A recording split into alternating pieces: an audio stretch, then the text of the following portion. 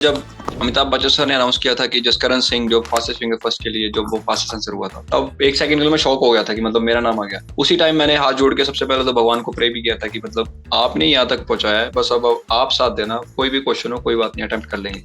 मेरे लिए तो वो टोटली अनएक्सपेक्टेड था कि इस शो पे अगर मैं बैठा हूँ, एक तो जो मेरा 4 साल का सपना है वो पूरा हो रहा है, एक तो जो मैं अमाउंट सोच के आया था वो भी उस पे भी मैं पहुंच गया हूँ, सामने अमिताभ बच्चन सर बैठे हैं। अगर कोई करोड़पति के लिए प्रिपेयर कर रहा है तो उसे क्या किस पैटर्न में तैयारी करनी चाहिए? मैम केबीसी का जैसे हमें पता है कि कोई सिलेबस नहीं है, मतलब किसी इंसान के बारे में भी पूछ सकते हैं, किसी सब्जेक्ट के बारे में पूछ सकते हैं। ऑब्वियसली आपके सब्जेक्ट तो स्ट्रांग होने चाहिए, तो मतलब एनालाइज करने का जो है वो यही है कि आप जो जो हर इसको रोज फॉलो करो, जो एपिसोड्स आते हैं एक भी एपिसोड मिस ना करो आप। अगली चीज मैम मेरी यही होगी, जैसे केबीसी से मैंने यही सीखा है कि जैसे 4 साल के बाद मुझे हॉट सीट मिली है एंड आज मैं इस मोमेंट को एंजॉय कर रहा हूँ। अब चाहे मुझे 6 साल भी लग जाए, 7 साल भी लग जाए, लेकिन जब तक मैं आईएएस की उस एग्जाम को क्लियर नहीं करूंगा तब तक मैं उसे भी नहीं छोड़ सकता। Hello hi, welcome to UP live. मेरा नाम भावना त्रिपाठी है और इस वक्त मेरे साथ है जसकरण। जसकरण, सबसे पहले तो आपका चैनल पे स्वागत है और आपको बहुत बहुत बधाई, क्योंकि आप जसकरण सिंह से आप जसकरण सिंह करोड़पति बन चुके हैं। कैसा लग रहा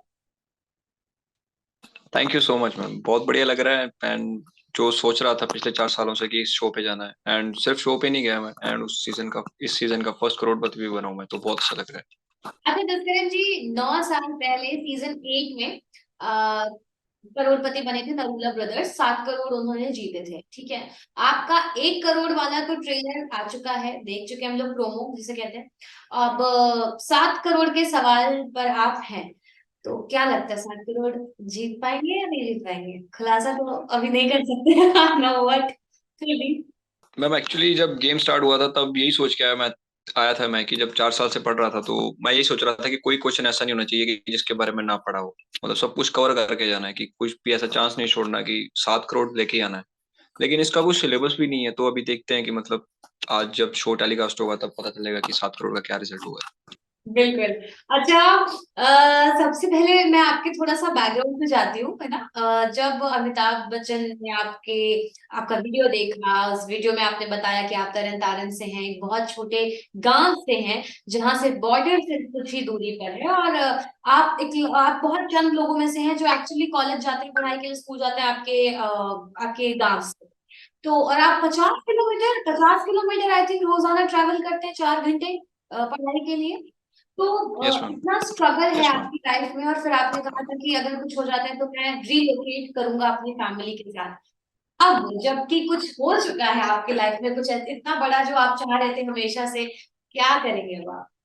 मैम सबसे पहली प्रायोरिटी तो ये रहेगी कि फैमिली, जो मैंने बोला था कि स्टोरी में भी, कि फैमिली होगा एक घर होगा। तो लेकिन हम लोग वही सोच मैं मतलब कुछ दिनों से यही यही सोच रहा था कि मतलब अब उसका क्या करना है, कि कैसे करना है, कौन सी सिटी में। तो अभी बस उसी के बारे में प्लानिंग वगैरह चल रही है। बाकी एक सपना था कि जो हमारा गांव है वो मतलब बहुत ही रिमोट लोकेशन पे है, कि वहाँ पे कुछ फैसिलिटीज नहीं भी हैं। तो एक सपना भी था कि यहाँ से जाना है, लेकिन अभी नेक्स्ट ईयर आईएएस का अटेम्प्ट भी है।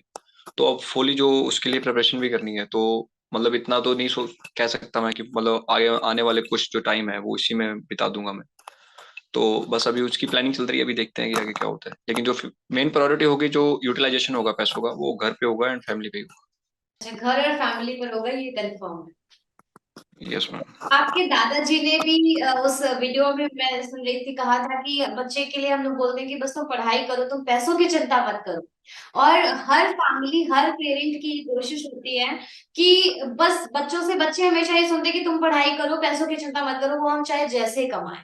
अब वो जो एक एक पाई का स्ट्रगल उनका रहा होगा, और उसके बाद आपने उन्हें जो रिटर्न किया, आप जब बताया आपने, या उन्हें जब पता चला कि आप करोड़पति बन चुके हैं, तो उनका क्या रिएक्शन था?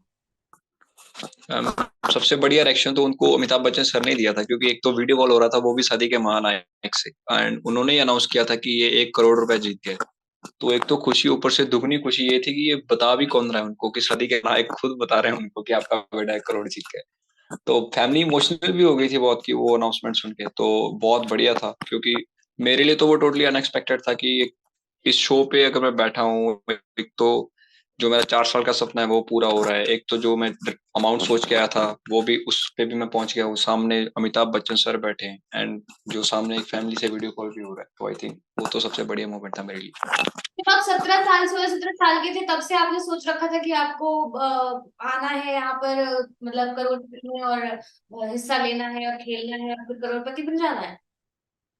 यस मैम, जब से 18 साल की एज स्टार्ट हुई थी, जब मैंने फर्स्ट ईयर, तब मैंने फर्स्ट टाइम इसके लिए मतलब ट्राई किया था, पढ़ने लग गया था मैं कि मतलब इसको क्लियर करना ही है। तब भी ऑडिशन क्लियर हो गया था, इंटरव्यू में आया था मैं मुंबई में तब, लेकिन वो इंटरव्यू क्लियर नहीं हो रहा था। लेकिन जब फिर कोरोना के टाइम पे पैंडेमिक में ऑनलाइन इंटरव्यूज भी हुए थे, लेकिन तब भी फांसी फिंगर फर्स्ट की कॉल नहीं आई थी। 2021 में मैं दोबारा आया था, तब तब भी कॉल नहीं आई थी। लेकिन पिछले 4 सालों से मैं ये स्ट्रगल कर रहा था, लेकिन इस बार फाइनली कॉल आ गया। लेकिन मेरा एक सपना था कि हाँ, अगर जाना है तो खत्म करके ही आना है इस गेम को, क्योंकि एक मेरी क्यूरियोसिटी थी कि यस, कोई भी ऐसा टॉपिक छोड़ना नहीं है कि जिसकी वजह से कोई ऐसा क्वेश्चन आए कि जिसको देख के मुझे लगे कि नहीं यार, ये तो मैंने पढ़ा ही नहीं है। ऐसा कोई क्वेश्चन आया भी नहीं था। एंड इवन 70% ऐसे क्वेश्चन थे कि जिनका मुझे आंसर बिना ऑप्शन के ही पता था कि ये था। लेकिन उस लेवल पे आके आप बोल नहीं पाते हो ना कि यस, क्योंकि कई बार वो बैकफायर भी कर जाता है। लेकिन मैं 100% श्योर था कि इसका आंसर यही है। अच्छा।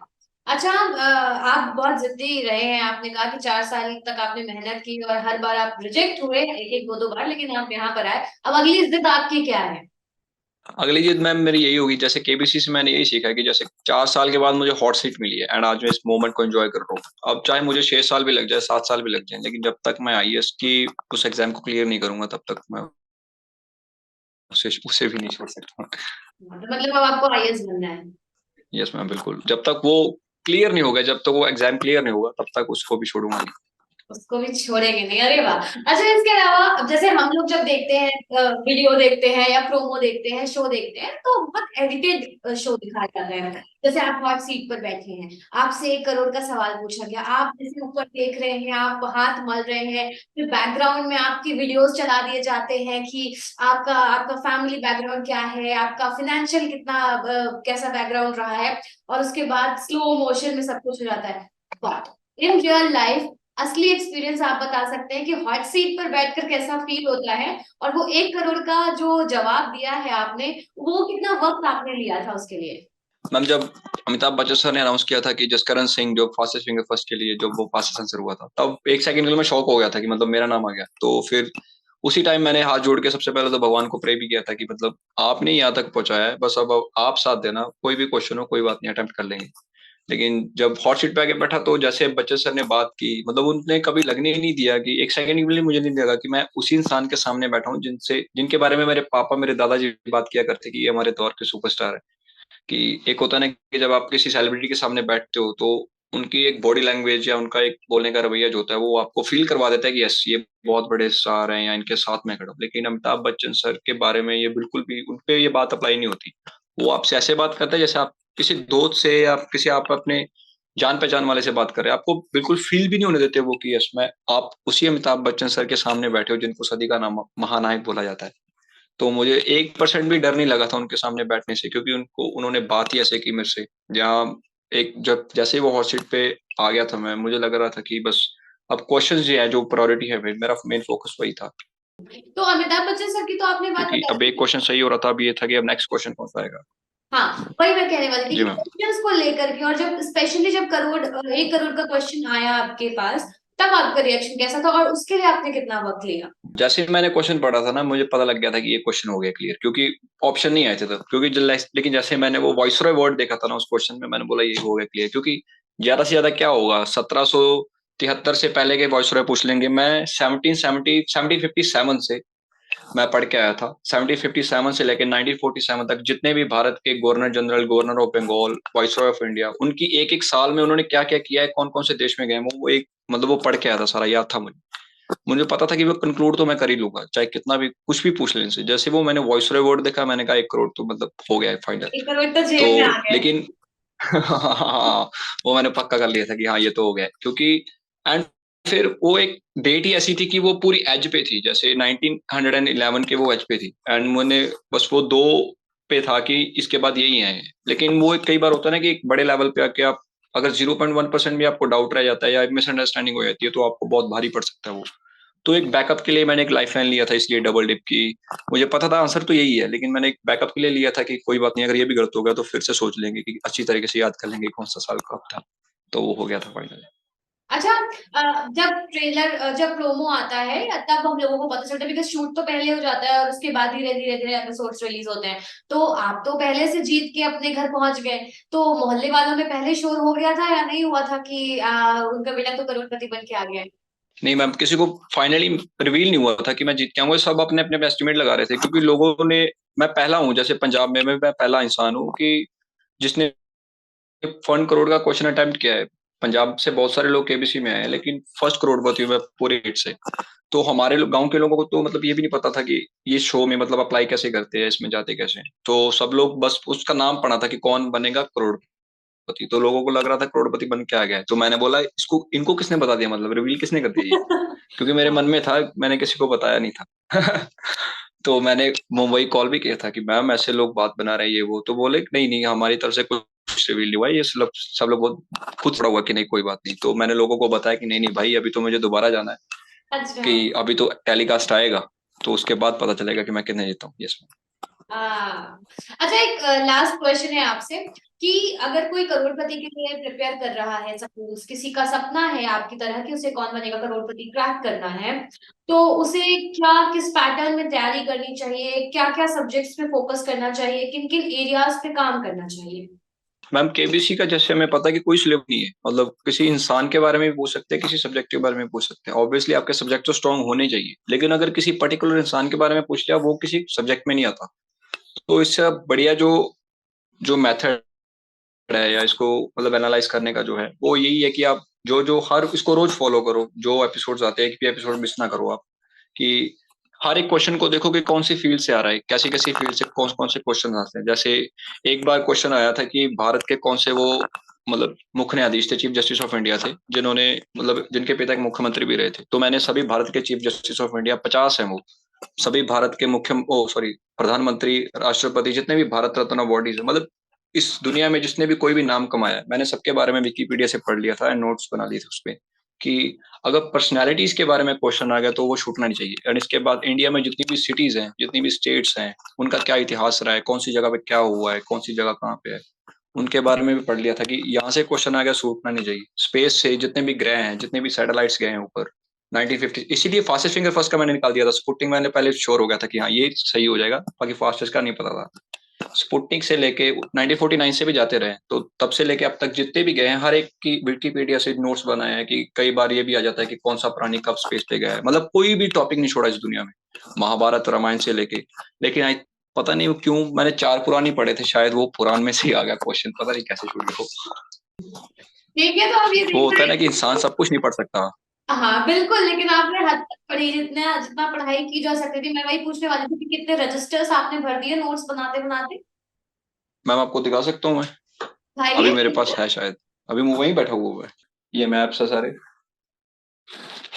एंड ये मैंने सारे लिख के बनाए हुए हैं। ये सारे, ये तो अरे कुछ आपने। मैगजीन्स हैं जैसे, and ये हो गया जैसे, ये सभी जो है वो बायोग्राफीज है, खुद नोट्स बनाए हुए हैं। खुद से वो हो। ये तो कभी ऐसे नहीं हुआ कि स्कूल की पढ़ाई करते करते से स्कूल की पढ़ाई भी करनी है, करोड़पति की पढ़ाई भी करनी है फिर? नहीं मैम, स्कूल कॉलेज का कभी प्रेशर नहीं हुआ। उसमें तो यही था कि पासिंग मार्क्स भी आगे तो बहुत है, मतलब उसमें से क्या मिलेगा, जो मिलेगा उसमें वो तो इन्हीं दोनों में से मिलेगा, केबीसी हो गया, यूपीएससी हो गया। तो इसमें इंटरेस्ट मेरा ज्यादा था इन दोनों में। और अगर इसके लिए पढ़ाई करेंगे तो वो तो अपने आप निकल ही जाना है। अच्छा, और घर का कोई है आसपास? नहीं है? जी मैम, अगर नहीं मैम, सभी बाहर है, मैं इधर बैठा हूँ। अच्छा अच्छा। ठीक है, ठीक है जसकरण जी, आपसे बात करके बहुत अच्छा लगा। और पता चल जाएगा धीरे से कि इस सीजन का थैंक यू मैम। करोड़पति तो बन गया है, मिल चुका है सीजन को, लेकिन ये देखना है कि 7 करोड़ का प्रश्न का क्या होता है, आप जीत पाते हैं या नहीं जीत पाते हैं। और अगर आप जीत लेते हैं तो भी बधाई, अगर नहीं भी जीत पाते हैं तो भी आपको बधाई, क्योंकि आपके सपने आपने पूरे कर लिए हैं। और फॉर फ्यूचर, अपने भविष्य के लिए आपके लिए बहुत बहुत बधाई। और आप आईएएस क्लियर करें, ऐसे हम काम ना करते हैं, अमिताभ सर की लैंग्वेज में बोले तो। चलिए, thank you so much ma'am, thank you. Thank you अपना टाइम देने के ओके लिए। Ma'am, bye. Thank you, bye.